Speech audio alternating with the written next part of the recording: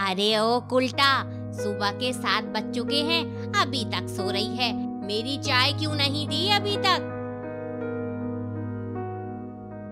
माँ जी मारिए मत, मैं अभी चाय दे देती हूँ। रात में देर से सोने के कारण आँख ही नहीं खुली। तेरी आँख तो मैं खोलूंगी। इसके बाद सास बहू को डंडे से मारने लगती है। जल्दी से कमरे में चाय लेकर आ, वरना आज तेरी खैर नहीं है। फिर बहू एक कोने में रोते हुए सोचने लगती है। पहले के दिन कितने अच्छे थे। किचन में केमली और सुनंदा दोनों भी पकवान बनाने में बिजी होती हैं।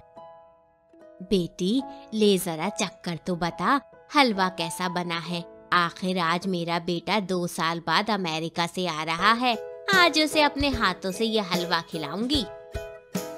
हाँ सासू माँ, उनका फेवरेट जो है। और ये देखो मैंने भी सारे पकवान तैयार कर दिए हैं। बहुत अच्छा बहू। फिर दोनों सास बहू लक्ष्य के आने का इंतजार करने लगती है और बहुत देर हो जाती है। तभी केमली को एक कॉल आता है। हेलो, मैं सिटी हॉस्पिटल से बोल रही हूँ। एक एक्सीडेंट में आपके बेटे की डेथ हो गई है। उनके कांटेक्ट लिस्ट में आपका नंबर मिला, आप डेड बॉडी लेने आ जाइए। इतना सुनते ही मानो घर में दुखों का मातम छा जाता है और केमली फूट फूट के रोने लगती है। क्या हुआ माँ जी, आप रो क्यों रही हैं?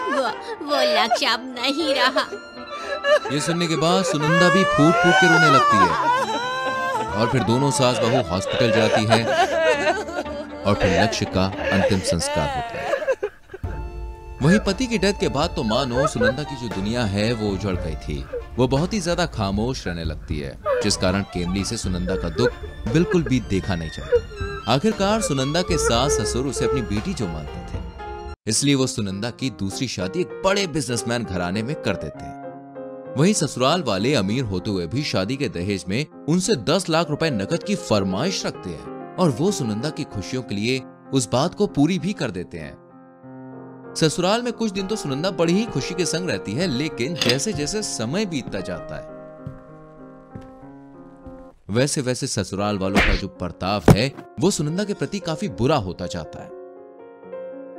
सास गाली देती है, मारती है, पीटती है, ढंग से कोई बिहेव नहीं करता। सुनंदा ये सब सोच ही रही थी कि तभी सास फिर से वहां आ जाती है। अरे ओ महारानी, सुन, आज घर में पार्टी है और शरीर पर जो भी निशान है ना, मेकअप से ढक लेना। और हाँ, खाने पीने से लेकर हर चीज में कोई कमी नहीं होनी चाहिए। जी माँ जी, ऐसा ही होगा। फिर सुनंदा इसके बाद काम में लग जाती है और घर में आए मेहमानों की जमकर खातिरदारी करती है। पार्टी में सुनंदा की दूसरी सास कलंदी उससे नौकरों जैसा काम करवाती है और उसे थोड़ा भी पार्टी एंजॉय करने नहीं देती। तभी पास ही खड़ा एक लड़का ये सब देखता है और कहता है, एक्सक्यूज मी, मुझे एक गिलास पानी मिल सकता है? जी। वहीं सुनंदा जैसे ही पानी देने के लिए मनीष की तरफ पलटती है, मनीष सुनंदा की खूबसूरती को देखकर पहली ही नजर में उसे अपना दिल दे बैठता है और वो कुछ देर यूं ही सुनंदा से बातें करने लगता है। और वहीं कालिंदी देवी दूर खड़ी ये सब देख रही होती है और जाकर अपने बेटे को वो भड़का देती है। और फिर पार्टी खत्म होने के बाद, क्यों रे, क्या मैं तुझे पसंद नहीं हूं जो गैर आदमियों से तू इश्क लड़ा रही है? अजी आप ये क्या कह रहे हैं? भगवान के लिए ऐसा ना कहें। तभी विकास सुनंदा को जोरदार थप्पड़ मारता है। मुझे तेरी सच्चाई पता होती तो मैं तुझसे कभी भी शादी नहीं करता।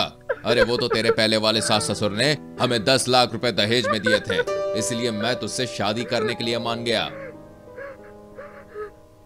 इसके बाद कालिंदी देवी और विकास दोनों मिलकर सुनंदा को धक्के मार के घर से बाहर निकालने लगते हैं। तभी वहां केमली देवी और उनके पति आ जाते हैं और सुनंदा की यह हालत देखकर मानो उनका कलेजा फट जाता है। अगर मुझे पहले पता होता कि मेरी बेटी की यहाँ इतनी दुर्दशा होगी तो मैं कभी शादी नहीं करवाती यहाँ। मैं तुम लोगों को ऐसे नहीं छोड़ूंगी। इसके बाद केमली देवी पुलिस को बुलाकर उन तीनों को दहेज प्रथा और बहू प्रताड़ना के जुर्म में अंदर करवा देती है और सुनंदा को अपने घर ले जाती है। वहीं धीरे धीरे सुनंदा और मनीष में बातचीत होने लगती है और मनीष की तरह सुनंदा को भी उससे प्यार हो जाता है, जिसके बाद दोनों शादी कर लेते हैं और अंत में सुनंदा को एक सच्चा जीवन साथी मिल जाता है।